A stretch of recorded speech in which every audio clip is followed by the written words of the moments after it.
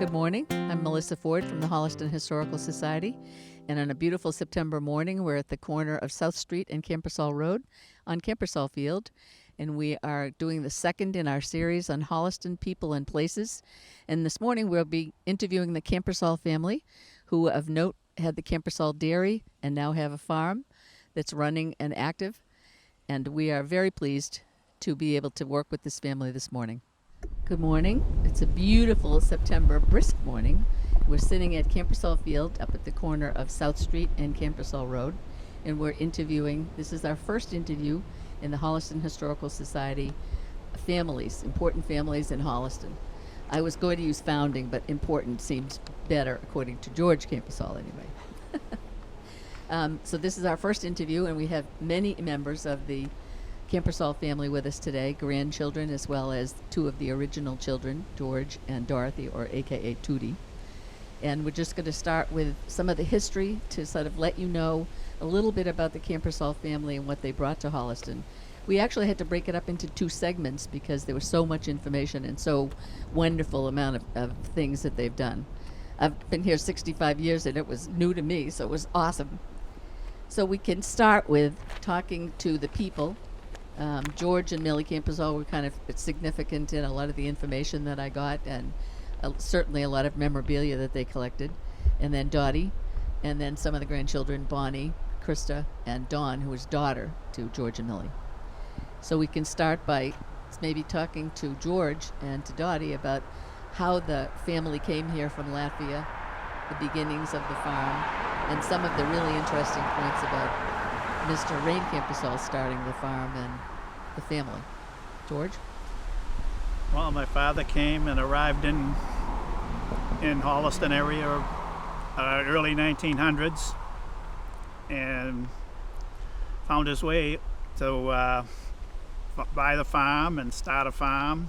And then he found his wife, Millie Carrot, and married her, and the rest is a lot of history.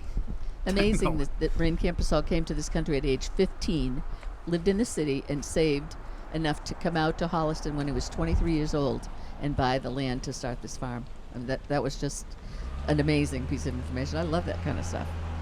Tell me about your family and how many kids and all the people in that family, the group. Well, they had 10 children and married. They married and set up housekeeping around the farm and helped out on the farm, pretty much all of them, and until it closed in the early 70s. And there were what, 6 boys and 4 girls of the original family? You're the youngest male and you're the youngest female, Dottie? You got it. Awesome. Your mother must have been an amazing person to be working so hard, with raising 10 kids and working around the farm. And she cooked breakfast for all the help, including us, every day. And a really interesting fact that came out also was that in order to be considered a townie in Holliston, you have to have been born in a house in Holliston. Rarely have I run into people who have that significance. However, 9 of the Kampersal children were born here in the house on Kampersal Street. And so they are official townies. A set of The oldest is the only one that was in the hospital, but she was away for 2 weeks, so I think that stressed the farm. So the rest were born at home. There was one story about her, Mrs. Kampersal, giving birth, going out to milk, coming in, giving birth, and going back out to finish milking, which is Well, that's what she told me, but amazing. You weren't there. The boys, what did the boys do? They all worked at the farm? they all worked at the farm, and most of them had second jobs, at shops in the afternoons, because we started early and finished noontime. So Tell them about the dairy, George. all picking up milk from local farmers, and individually they sold vegetables before the war happened, and once they came back, they decided just to concentrate on the milk delivery. So no more farmland, and when they came back and had extra time on their hands, they built the field for recreation, and when it got close to the end, all the farms were selling off their land. The ones in Holliston, like Murch and Kuchu and Kramer and Lobuser, There was a really nice story about a family. Apparently, your father or grandfather, I guess, sponsored a lot of people coming from Latvia and helped them get started in the United States and with working. And there was one story about a family whose father came out and I guess didn't have a lot of work after the war, and he was paid to clear the fields and move the rocks and, really brute labor, but really a nice way again of helping people start out in that community spirit of caring about others. Well, he liked to help people out, and The other as where story, he can, and people were in trouble. He usually found out somehow, and on the side, kind of helped them out a little if he could. None of you guys, though, ever got in trouble, right? During the war. With him.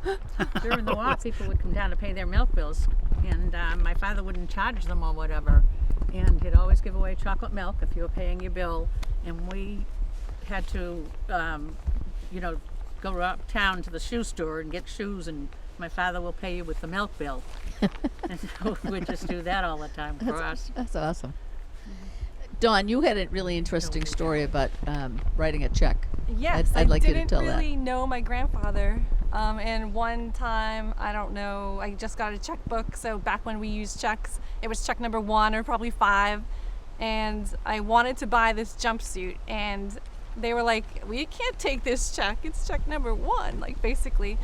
So she's like, let me get the manager. So the manager comes over, takes the check and says, Kampersal, your grandfather gave us free milk during the Depression. And I was like, yes, I never heard that story, but also they took the check. That's great. That really is. And that's another example of, Right. Really caring and that attitude of taking care of each other and community spirit. That's awesome. There was one other story about the Oslands family. Millie, you probably remember more of the details of it.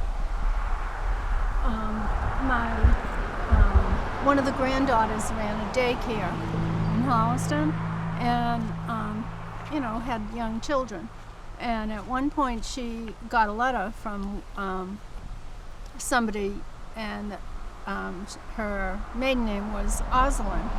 And one of the kids it was Cindy, who was taken care of, was the descendant of the Oslands. And the letter's there, George. If you give it to me, I forget, or Tootie can do it. But anyway, she told how her family came over, and he was the one you were talking about that didn't have work. And,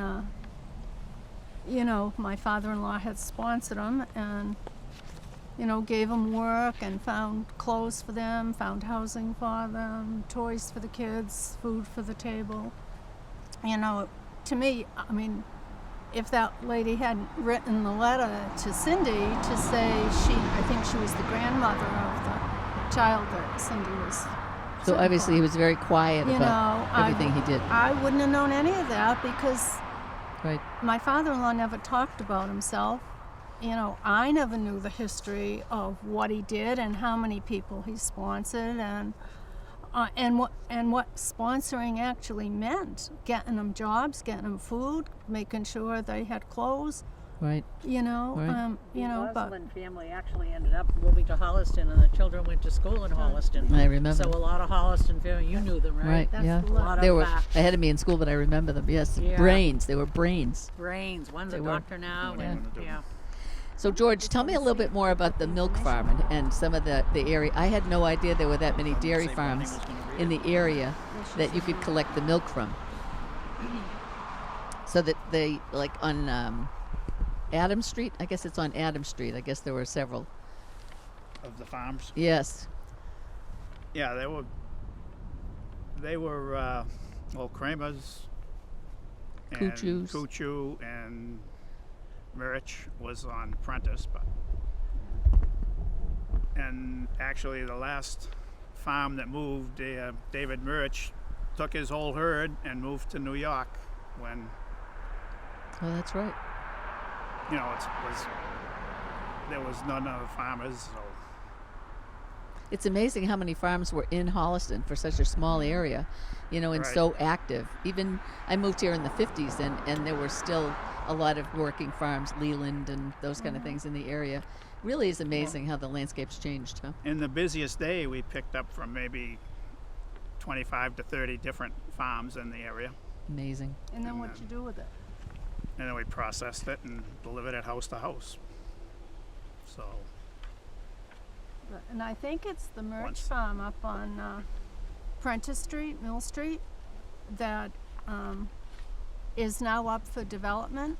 I think that's the area called Triangle Farm. Was it? right, Yes. that Triangle? was Triangle Farm. Yeah, so there's already 1 or 2 houses there, but they're going to put in another small subdivision. I remember them raising and that's turkeys what too. happens up there. with farmland when Yeah. It's, the kids don't want to be farmers. You Yeah. know, things have changed so much. but the good news is that we have had a resurgence here at the Kampersal farm, in that Mark Kampersal and his wife Heidi, who are the children of Carrie Kampersal, who is Alfred Kampersal's son, right? Oh, good. Bonnie's Have moved back about 5 years ago, and they've started the farm again, and they are doing a lot of organic vegetables. They have fresh eggs. They have animals. You can buy fresh meat. They have a stand here on Kampersal Road that's open pretty often. My grandson lived nearby, and he cued me into it, so I, started coming up to get eggs and those kinds of things. But it's awesome to be able to get, local food that doesn't have a whole lot of chemicals and things in it. So it's great to see that circle of life sort of completed, and the farm running again. And it's a lot of work, just a lot of work. So it's really amazing. So I guess in summary, one of the things that I would talk about is the people who started this. Bonnie Kampersal is going to read something shortly, which is sort of summarizes everything.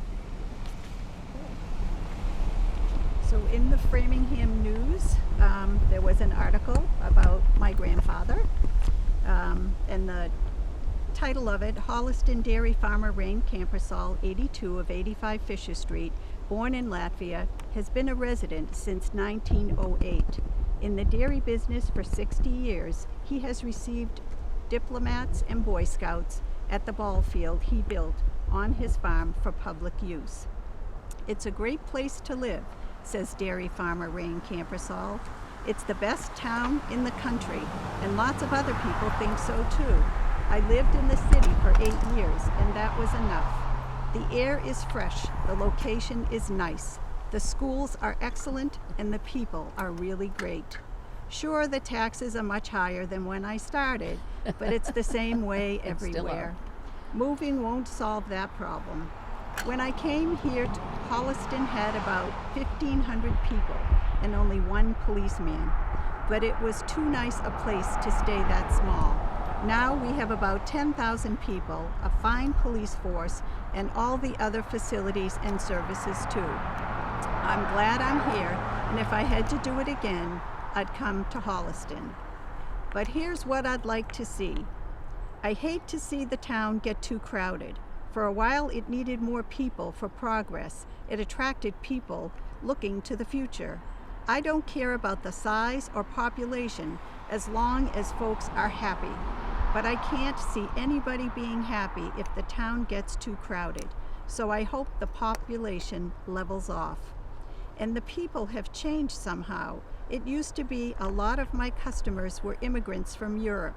I'd get to know them and even learn some of the languages.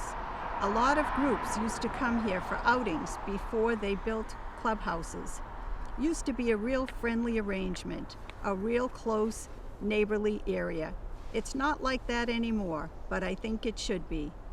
But there are minor things after all, and I guess really would like to see the town stay as nice as it is.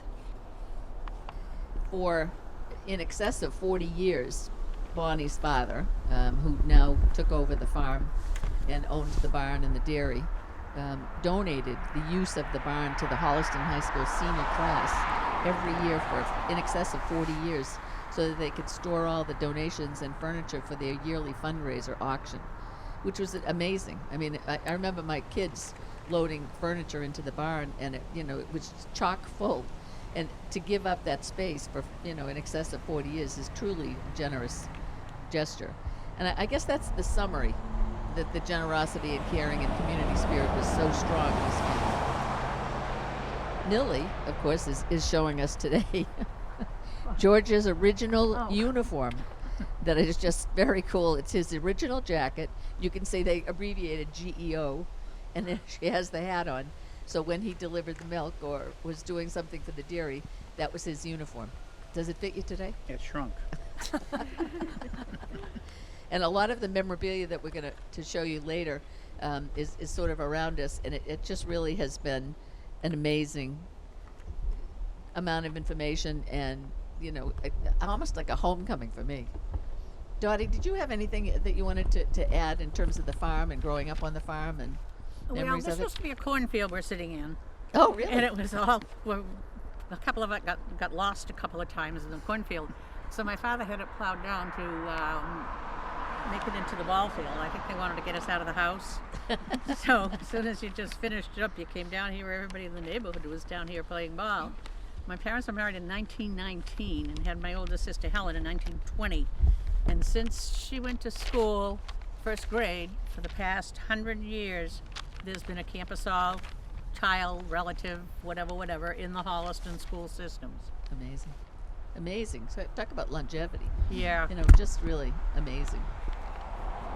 The so in 2000, so this is 2020, almost one.